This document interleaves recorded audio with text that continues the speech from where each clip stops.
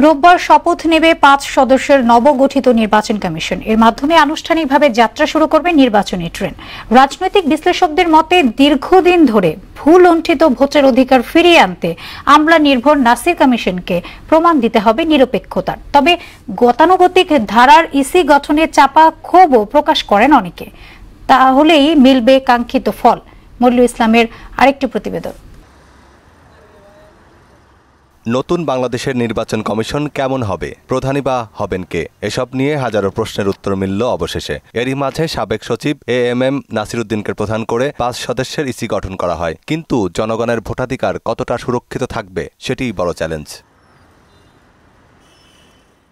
শুরুটা রকিবউদ্দিনের হাত ধরে, এরপর নুরুল হুদা হয়ে দেশের নির্বাচনী ব্যবস্থা ধ্বংসের শেষ পেরেকটা ঠুকে দেয় আওয়াল কমিশন। ৫ আগস্ট শেখ হাসিনার পতনের পর ওলটপালট হয়ে যায় আগের সব হিসেব নিকেশ। ১ মাসের মাথায় পদত্যাগ করে কাজী হাবিবুল আওয়াল নেতৃত্বাধীন ইসি। আমি সহ মাননীয় কমিশনারগণ দেশের পরিবর্তিত বিরাজিত অবস্থায় পদত্যাগ করতে মনস্থির করেছি। এরপর থেকেই নতুন নির্বাচন কমিশনের খোঁজে বাংলাদেশ। সেই অপেক্ষার পালা শেষ হয় বৃহস্পতিবার। সাবেক সচিব এএমএম নাসিরউদ্দিন নেতৃত্বাধীন ৫ সদস্যের ইসিতেও যথারীতি আমলাদের জয় জয়কার অবস্থা, যেখানে রয়েছেন ৩ জন সচিব, ১ জন বিচারক, আরেকজন অবসরপ্রাপ্ত সেনা কর্মকর্তা।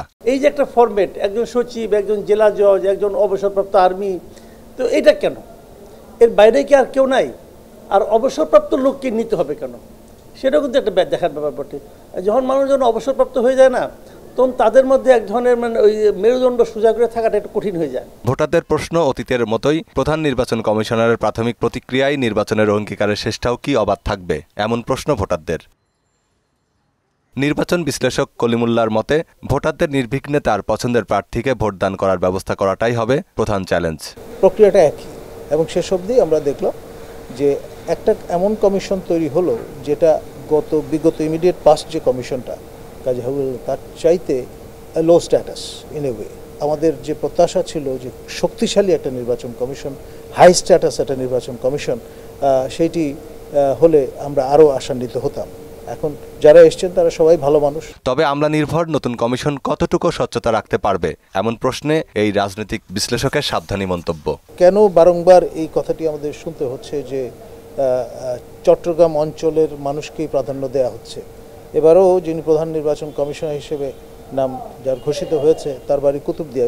আর ইসি গঠনে সার্চ কমিটির কর্মকাণ্ড নিয়ে প্রশ্ন তুলেছেন ব্যারিস্টার রুমিন ফারহানা। তিনি বলেন, যাই হোক না কেন এই কমিশন যেন ভোটাধিকার ফিরিয়ে দিতে কাজ করে।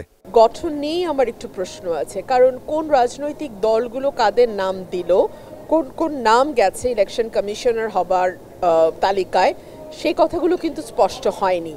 সার্চ কমিটিতে কারা থাকবেন এবং পরবর্তীতে সেই সার্চ কমিটির কাছে কাদের নাম প্রস্তাব করা হলো, কোন দল কাদের নাম দিল, এটা জনগণের সামনে যদি থাকতো তাহলে আমরা বুঝতে পারতাম যে আসলে কাদের দ্বারা কমিশনটি গঠিত হয়েছে।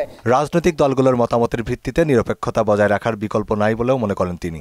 আমরা সিস্টেম ভাঙার কথা বলি, আমরা নতুন সিস্টেম বন্দোবস্ত গড়ার কথা বলি, কিন্তু আমরা নিজেরা সেটা ফলো করতে ভুলে যাই। আমরা যেখানে কাজ করতে যাই তখন দেখা যায় পুরাতন যা ছিল, পুরাতন যে বন্দোবস্ত নিয়ম ছিল সেটাকেই ফলো করতে আমরা বেশি স্বাচ্ছন্দ্য বোধ করি। মনিরুল ইসলাম, মোহনা সংবাদ, ঢাকা।